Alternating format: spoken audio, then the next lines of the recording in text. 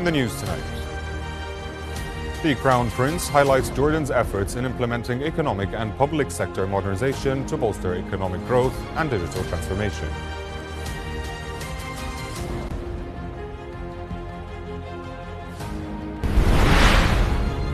Jordan calls for a collective Arab action to confront plans that threaten the legitimacy of UNRWA.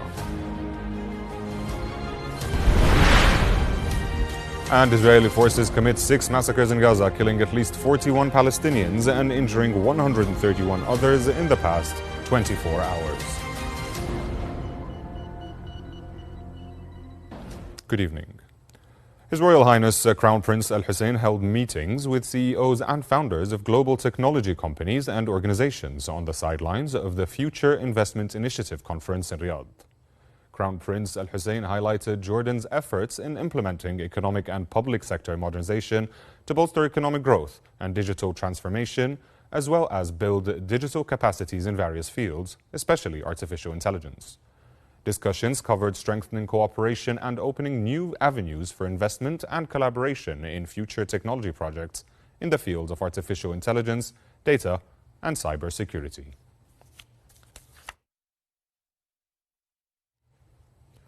The 13th Media and Information Literacy Conference concluded with the launch of the Amman Declaration, announced by UNESCO Assistant Director General for Communication and Information. The declaration called for creating and enabling an environment that promotes freedom of expression and access to information, while ensuring protection from the risks of misinformation and disinformation and digital manipulation. The declaration also called for integrating media and information literacy into formal and non-formal education systems and the need to enhance cooperation between media and information literacy initiatives. Foreign Minister Ayman al-Safadi and his Indonesian counterpart Suryono discussed bilateral relations and regional developments. In a phone call, the two ministers discussed efforts made by the Arab Islamic Ministerial Committee to stop the Israeli aggression against Gaza and Lebanon and the serious escalation in the occupied West Bank. They emphasized the need to ensure the protection of civilians and provide adequate and sustainable aid to Gaza and Lebanon. Both ministers stressed the importance of mobilizing the necessary international support to implement the two-state solution as the only way to achieve security and peace in the region. Jordan's representative to the Arab League, Amjad Adaile, said Jordan calls for a collective Arab action to confront plans that threaten the legitimacy of UNRWA. Adaile made the comments in a speech during an extraordinary session of the Arab League Council held at Jordan's request. He said any attempts that question the agency's existence, accusing it of terrorism, restricting staff activities, and attempting to close its headquarters cannot go unanswered. He emphasized that the global community, the UN agencies, and the international law and humanitarian laws must put an end to these breaches of international law, which governs UNRWA's foundation and mandate.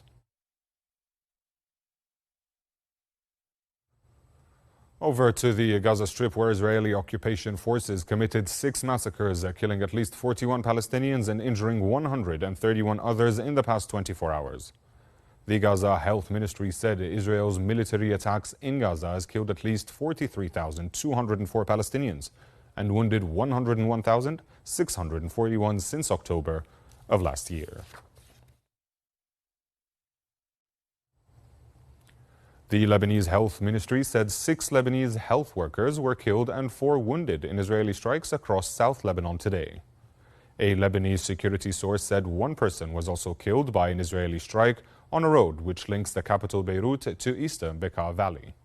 Earlier, Israel's military issued an evacuation order for residents in Baalbek city and surrounding areas today for the 2nd day in a row.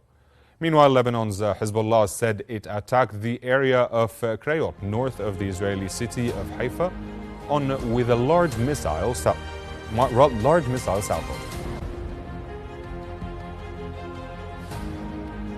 That was the news. Thank you for watching. Good night.